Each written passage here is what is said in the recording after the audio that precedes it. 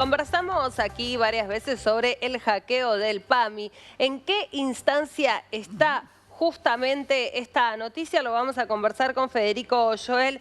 Él es ingeniero en sistemas de información. Recordemos que hasta hace muy poco, Federico, gracias por atendernos, no se había regularizado al 100% el poder, ¿no?, acceder a diferentes servicios que brindaba el PAMI a través de plataformas. ¿Qué está pasando ahora y qué se sabe de este hackeo? Es correcto, mira, lo que sucedió en el PAMI es lo siguiente, hay un tipo de malware que se llama ransomware, que básicamente es un secuestrador de información, ¿no? Lo que hace es agarra determinada información, la encripta, que quiere decir básicamente que hace que no se pueda ver, y te pide un rescate a cambio de esa información. En el caso del PAMI afectó a toda la red del PAMI, se pasó por todas las computadoras, entonces se quedaron sin sistemas.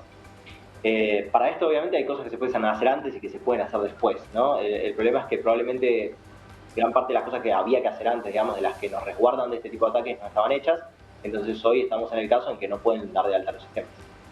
Cuando hablamos de informática, te voy a hacer una pregunta que es bastante fuerte. Sí.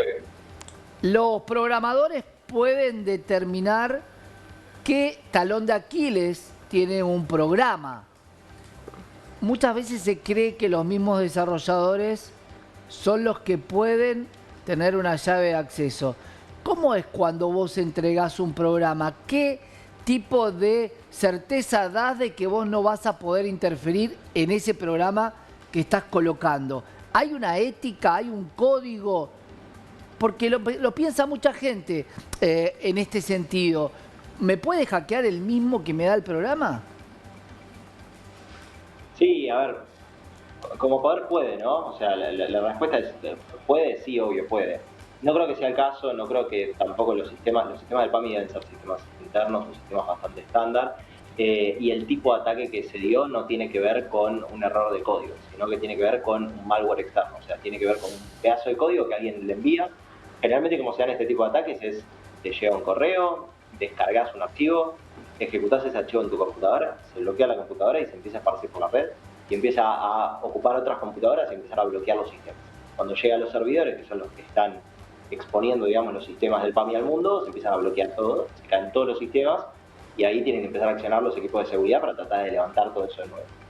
El problema, a ver, como te decía ahí, no creo que haya un problema de desarrolladores, de los sistemas que estaban usando y demás, sino que no había los resguardos adecuados, digamos, para que si pasan este tipo de ataques, poder levantar toda la infraestructura. Claro. Y contanos un poco más sobre este grupo que está pidiendo, bueno, un rescate, ¿no?, para no publicar esos datos, como nos contabas, a los que pudieron acceder a través de este mecanismo. Es bastante oneroso este tipo de ataques, digamos, lo que se busca es eso, ¿no? Obviamente, obtener el rescate, el pago del rescate. Se vieron ataques similares en Chile, se vieron ataques similares en algunos lugares de Europa y Estados Unidos con este mismo malware, que es un ransomware. Y lo que hacen básicamente es en su página web, que existe ahí, lo que llamamos la Deep Web o la Dark Web, publican toda la información, ¿no? Ofrecen vender toda esta información en caso de que no se pague. Obviamente los riesgos de vender toda esa información, primero estamos hablando de mucha data relacionada a salud, lo cual Sí. trae muchísimas más implicancias. Pero aparte, después eso conlleva un montón de otros ataques. Porque Ahora, toda la gente que está ahí, cuando descarga las bases, las utilizan para volver a atacar. pero Federico, están pidiendo el precio de un teléfono. No, $700.000 piden. Ah, ok. Dólares, porque yo ya le digo... Claro, no son ni $1.000, 700.000 pesos. Es el precio de un teléfono eso. Ahora se entiende. Ahora la pregunta es, ¿por qué el PAMI? ¿Qué dato puede tener, más allá de que impidió en algún momento el tema de la compra de medicamentos? ¿Cuál es el problema de la publicación de datos de alguien que supuestamente cobra jubilaciones con muy pocos ingresos o que no denotarían ¿Qué demasiado? información tienen? ¿Qué información pueden sacar del PAMI? ¿Jubilaciones de privilegio? ¿Altas jubilaciones? No, a ver, primero hay que tratar de clasificar la información, ¿no? Toda la información es valiosa. Hay información que es pública, que es la que nosotros ponemos Claro. en nuestras redes sociales y demás. Hay información que es privada, como nuestro correo, nuestra dirección, nuestro email, nuestro documento y algunas otras cosas. Y hay información que es sensible, que puede ser, por ejemplo, los registros médicos de la gente. En todos estos casos donde la información se vuelve sensible es mucho más peligroso. Sí, y además digo, accediendo también, como vos decías, sabemos que son los menores casos, ¿no? De personas que tengan una jubilación de privilegio, pero esa información también la tienen. No solo eso, digo, Claro. un montón de datos personales.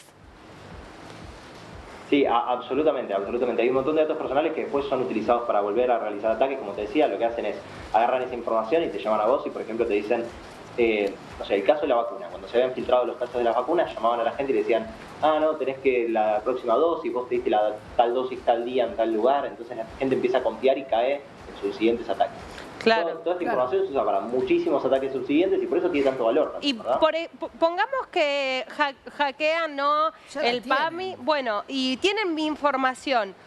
¿Tengo yo algún mecanismo para cubrirme con respecto a eso? O como vos decías, al utilizar la aplicación, digamos, queda 100% al sistema de seguridad que tenga, digo, cualquier plataforma, no solamente el PAMI, cualquier aplicación que nosotros descarguemos, Claro. para cualquier cosa que la usamos un montón todos los días y que aceptamos que nuestros Claro. datos estén ahí. Y por otro lado, Federico, si ese es el objetivo de tener la información y poder reutilizarla, pagar no tiene sentido porque ya la información la tienen y para poder hacerlo ya lo tienen. O sea, ¿cuándo se termina esta toma de rehenes, por llamarlo de alguna manera? Bien, es muy buena la pregunta. La primera, ¿pagar la información es recomendable? No, nunca. ¿Por qué no es recomendable? Porque como bien decía, ya la tienen y pueden hacer copias de eso, entonces nada me garantiza que si yo pago para que esa información vuelva, no la van a volver a publicar. Después lo que decía Rocío de cómo me protejo, una de las normativas lo que dice básicamente es que si a mí se me filtran datos, yo lo tengo que avisar lo más rápido posible a todas las personas que están impactadas, digamos, por este filtrado de datos. Cosa que el PAMI se tomó algún tiempo, digamos, para hacerlo, ¿verdad? Eso es importante, ¿por qué? Porque la idea es poner en alerta a las personas, que sepan que hay información, que hay gente con malas intenciones que tiene su información, ¿verdad? Entonces uno poder estar más atento. Y la tercera pregunta, Santi, que viene por cuándo se termina esto, no te lo sabría decir, pero depende mucho de qué haya hecho antes. La manera correcta de que esto no te pase es tener bien resguardada la información, tener backups, digamos, en otros lugares, cosa de que cuando pasa esto poder levantar todo de nuevo. Te quiero hacer, Federico, una pregunta muy cortita antes de despedirte. ¿Qué tendría que hacer, por ejemplo, el PAMI en esta instancia? Porque sabemos que estamos hablando de un sector muy vulnerable y que involucra además otro tema muy delicado que es la salud. ¿Qué falta en el sistema público para poder dar soluciones más allá, ¿no?, del hackeo, si se paga el rescate? Digo, ¿en qué se está fallando? Porque estamos dejando sin algún tipo de servicios a los jubilados y a las jubiladas.